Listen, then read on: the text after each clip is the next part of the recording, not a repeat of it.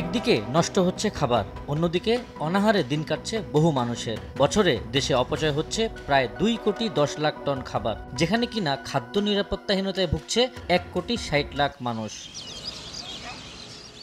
বাজার, ময়লার dumping station, restaurant, বাসাবাড়িসহ বিভিন্ন প্রতিষ্ঠান থেকে গত 10 মাসে শুধু শহর এলাকায় তৈরি হয়েছে প্রায় 1,41,00,000 টন বর্জ্য, যার 70 থেকে 75% উৎসই খাবার। বস্তার বস্তা ভাত এনে বেলা যাচ্ছে, বস্তার বস্তা ফল ফুরুক নষ্ট হয়ে বেলা যাচ্ছে, মাছ এনে বেলা যাচ্ছে, কিন্তু আসলে গরিবই তো খাইবারই দিতেছে না। এই খাবারগুলো যদি ভালো থাকতে গরিব মানুষের দিত, তাহলে তারা খাইয়া একটু অভুক্ত মানুষগুলা ভুক্ত হইত। একটা বিল্ডিং থেকে যে খাবারটা নষ্ট হয় 2-3টা পরিবারে খাইতে পারে।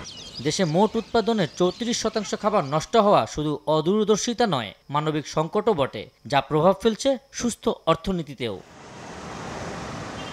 আমার পেছনে পাহাড় সম যে বর্জ্য দেখা যাচ্ছে, এটি হলো আমিনবাজার ল্যান্ডফিল্ডের চিত্র।